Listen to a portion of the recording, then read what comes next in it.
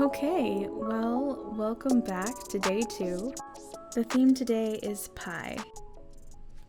I know this one's going to be a little bit late. I just had a weird mental block recording for this, and I tried several times late at night, which is never a good idea. This one especially. There's something about putting out mediocre content. I'm not saying that, like, oh, woe is me, all my content is mediocre, but there's something about just putting out something that's not at its best. Like, I have all these mental rules of what is okay and what is not okay to post, and for the most part I'm able to get past it, you know, and post something subpar and I'll be like, there, you did it, you put it out into the ether, people know that you're alive, and now you can move on with your life. There's nothing wrong with posting content that isn't, you know, shining and perfect, which is kind of what I was going for this challenge anyways. These aren't super detailed, super intricate, or intellectually stimulating pieces, but they are there for practice. They are there to fulfill a challenge and to better myself. Now, I don't think that doing Inktober means that you have to share everything you draw. That is absolutely not the case. There is something that's kind of fun about being accountable and being part of a community that's doing this challenge together. But I completely understand if you feel shy about sharing stuff, and that is exactly how I am a lot of the time. I never know when these flare-ups are going to happen, but I do tend to get unreasonably self-conscious about my content. This one is no different. I realize that this is not a tutorial that's going to help people get better at stuff, and therefore there's no reason necessarily that you would want to watch this unless you are interested in the comic ROSEBOUND, or you stumbled onto this by accident and you're enduring insomnia, or you just wanted ideas for how to do your own challenge. But for me, it's kind of terrifying. You know the phrase, the internet is forever? Well, that is my biggest fear. I feel like I'm creating my own future demons. As I create things I'll look back on with horror later. I did get a little bit of that during the last video. When it came time to post, I had a little panic attack, and then I was like, no, you can do it. You put in all this effort. It's just like jumping off a diving board. The worst part is right before you jump. But no, the worst part is knowing that it's out there. I really thought that Twitch would get me out of that funk, out of that stage fright, but it didn't happen that way, and I'm very sorry. Hopefully I can overcome it in the future and realize that, you know, even if this does turn into a video that I'm embarrassed about in the future, those embarrassments have to happen.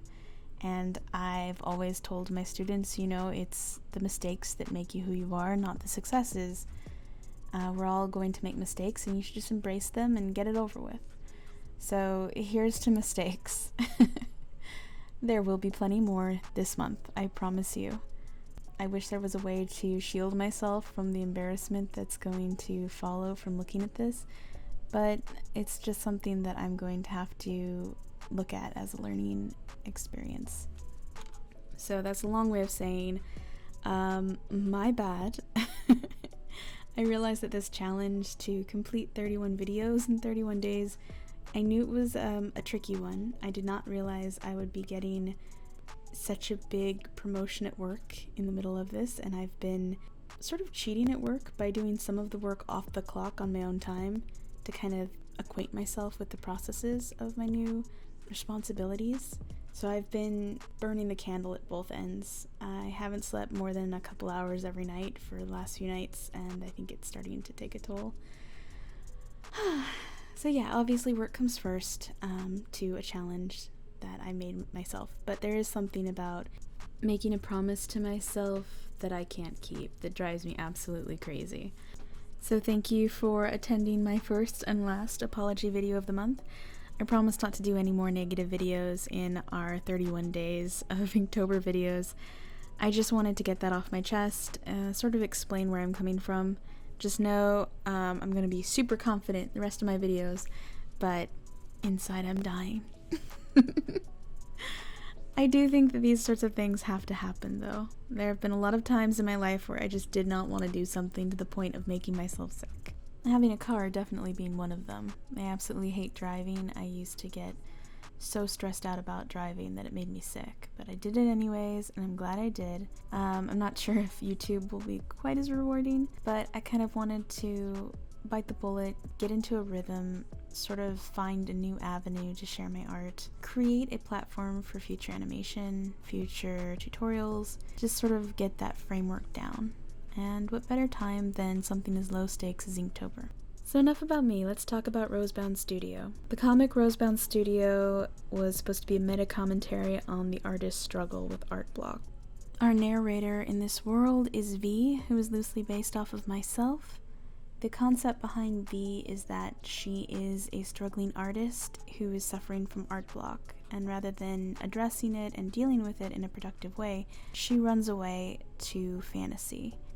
She starts off retreating into worlds of her own creation, but they turn out to be too inhospitable to creativity, and she ends up buying this place called ROSEBOUND from another artist, sight unseen. So she has to blend in with the characters from this world, as she tries to reclaim what she's lost.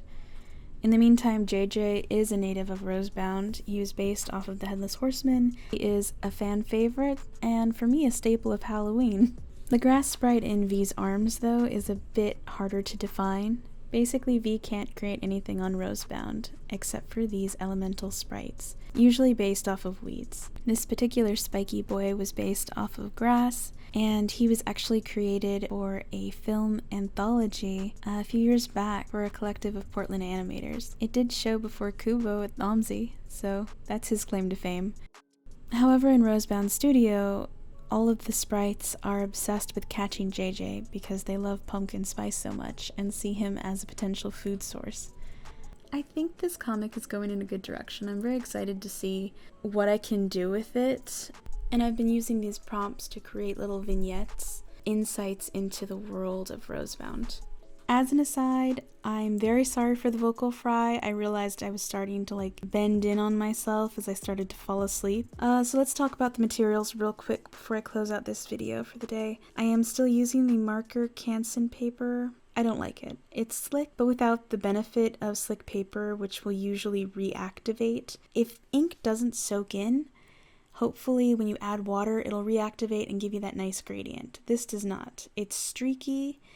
It doesn't absorb well, so the paper does buckle. It's very thin paper. It's just not working for me. It's a huge, huge pain. It doesn't absorb and it doesn't reactivate, so it's kind of the worst of both worlds.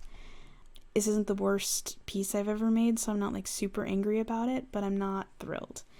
I have been using a combination of this sort of Sumi ink from an ink well, which I grind my own ink with an ink stick, and I use that for the brush ink. For the ink for the dip pen, I've been using Higgins fountain pen ink. It's just an India ink. It's not the strongest ink, but because I want to do so much build-up, I don't really need it to be super dark. For the dip pen itself, I use a number 127 Koh-i-Noor from Germany.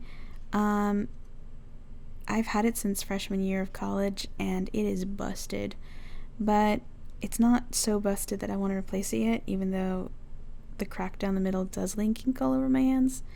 Just saying. The tip, though, I think it's a speedball. I could be wrong, but I have really no idea.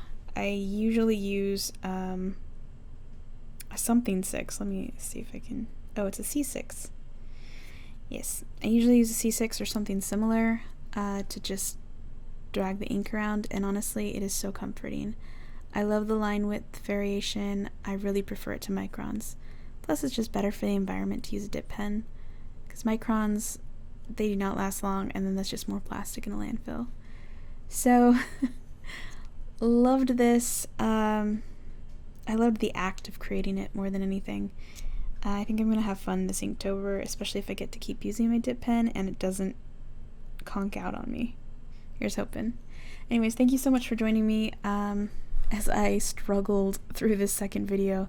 Hopefully the others will go a little bit more smoothly. Oh, and before I forget, please check out the description for links to my Instagram, my Patreon, my store, just a whole bunch of places. And I will see you next time. Bye!